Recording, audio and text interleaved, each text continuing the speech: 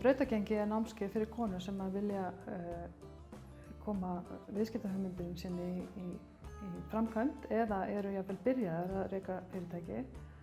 Og þær koma til okkar og eru hjá okkur í 15 vikur og við höldum utan þær og kennum þeim alls konar praktíska hluti sem er svona undirbýraðar fyrir að reka fyrirtæki.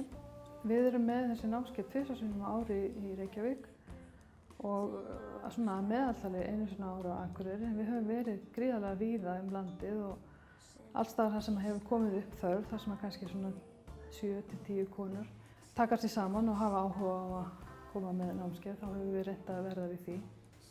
Brautagengiskonur eru orðnar 1100, eða rétt tæp 1100 í heildina. Fyrstu konurnar útskrifuðust 1998 og á þessum tíma sem að liðin síðan þá hefur svona hlutfall kvenna í atvinnurekstri verið að vaxa hægt og rólega upp fyrir 20% og við höldum áfram ótrauð á meðan að það hallar svona ennþá á konur. Kannanir okkar sýna að vel yfir helmingur af brautagengiskonum eru á hverjum tíma með fyrirtækjarekstri og á sama tíma eru kannski önnur 20% með viðskiptahugmyndir í þróun. Þannig að það má segja að þetta sé frábær árangur af námskeiði sem slíku. Ég tel, fyrir mig að minnsta kosti, þá var það gríðarlega lærdómsríkt að vera á brautagengisnámskeiðinu. Að í fyrsta lagi þá þvingaði það mig til þess að hugsa út fyrir fagið mitt, til þess að hugsa meira á svona viðskiptanótum, má segja.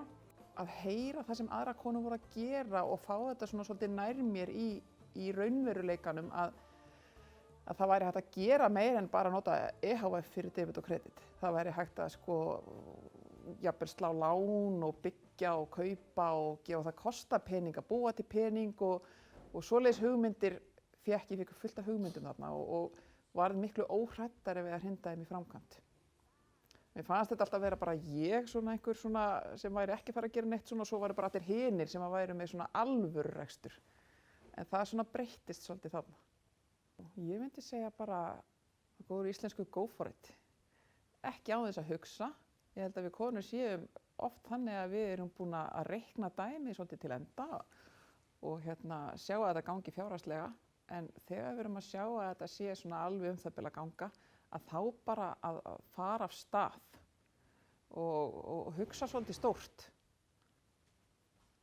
Ég sé mjög marga kosti í fari margra kvenna og ég held að við ættum að vera frakkari við að fara út í bæði fjárfestingar og ábyrgðarstörf. Af því við erum ábyrgðarfullar og við bara getum þetta. Ég veit ekki hvort það sé eitthvað eitt ákveð sem er lærdómsríkast, en mér fannst mjög gott hvað að farið yfir öll atriðin sem að skipta máli, sem að maður þarf að gera sig grein fyrir þegar maður er að stofna fyrirtæki.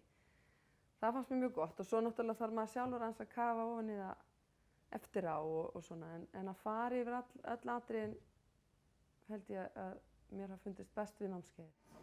Á þessu tímabili var viðskiptahugmyndin mín stödd í bara eiginlega byrjunarreit því að fyrirtækið mitt var náttúrulega orðið 12 ára gamalt og ég var búin að vera að vinna við fyrirtækið ykkur 4 ár og fann að ég var svona svolítið stökk. Ég komst ekki lengra, mér vantaði að vita aðeins meira.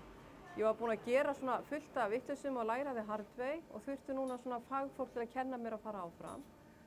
Og það var snilldin í brautagenginu, það var þessi svona þétta aðstoð og fagkennsla í akkúrat það sem ég notaði svo á hverjum degi í vinnunni. Og rosalega flott að fá alla fræðingarna sem kenndi okkur markaðssetningu og auglýsingatæknina og þá svona fórum við að vinna kannski meira meðvitað að vera með góða vöru, vera að markaðssetja sem markaðurinn þurfti og urðum svona meira meðvituð, fórum meira að skoða hvernig er markaðurinn, hvað vantar hann.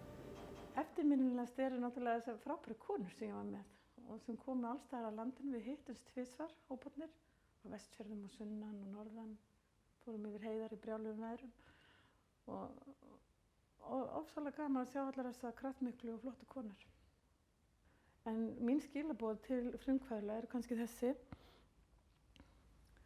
ef þú ætlar af stað eða ákveður að fara af stað, þá máttu vita að það eru erfiðleikar, það er gaman, en mögulega uppskerðu ríkulega. Ef þú ert með eitthvað sem þú trúir á og hefur óbilandi áhuga á líka, að þá á maður bara stökkva þetta djúpu laugina og drífa í því. Allavega að láta á það reyna, annars kemst maður aldrei að því hvort það hefur gengið.